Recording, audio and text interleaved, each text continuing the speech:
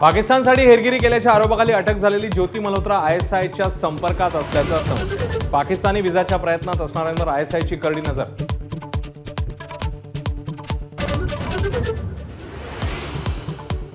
भारताने हकालपट्टी केलेल्या पाकिस्तान उच्चायुक्तालयातील दानिश ज्योतीच्या संपर्कात असल्याची माहिती। ज्योतीच्या चौकशीनंतर अनेक गुपितं उलगडण्याची शक्यता।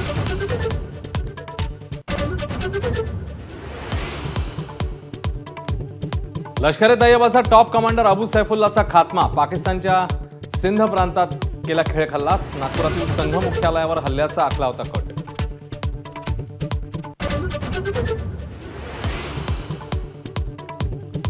पाकिस्तानने शस्त्रसंधीचं उल्लंघन केलं तर जशास तसं उत्तर मिळणार। भारताच्या लष्कराकडून भूमिका स्पष्ट। 18 तारखेपर्यंत शस्त्रसंधीचा दावा करणारा पाकिस्तान तोंडघशी।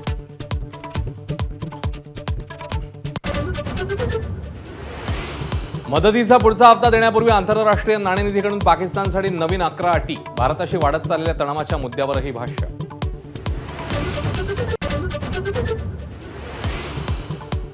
पाकिस्तानचं पाणी रोखल्यानं तिथल्या अनेक विद्युत प्रकल्पांना मोठा फटका बसण्याची शक्यता। भारताच्या रणनीतीमुळे शत्रूला बसणार अंधाराचा शॉक।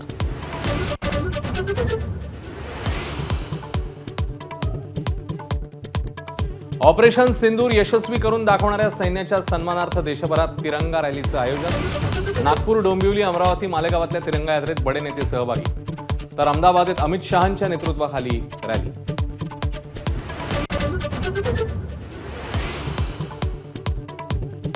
पुण्यातल्या पुरंदर विमानतळामुळे बाधित शेतकऱ्यांचे प्रश्न मार्गी लावा। शरद पवारांचा पालकमंत्री अजितदादांना फोन। जिल्हाधिकारी लक्ष घालत असल्याचं अजित पवारांचं आश्वासन।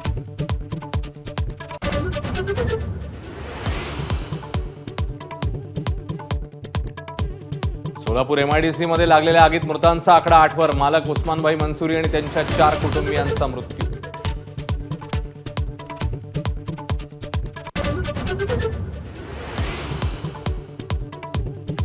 हैदराबादच्या गुलजार हाऊस जवळ भीषण आग। 17 जणांचा होरपळून मृत्यू। 8 लहान मुलांचा समावेश। मोदींकडून मदतीची घोषणा।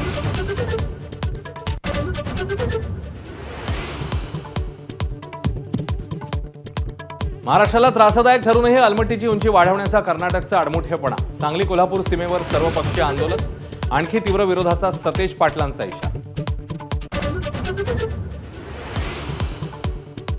जेजुरीच्या खंडोबा मंदिरात 121 आंब्यांची आरास। खंडोबा देवाचे गुरव, कोळी, वीर, घडशी, पुजारी, सेवेकरी वर्गाकडून मंदिरात आरास।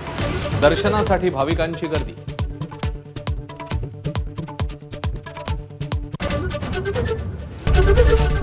एबीपी माझा, उघडा डोळे बघा नीट।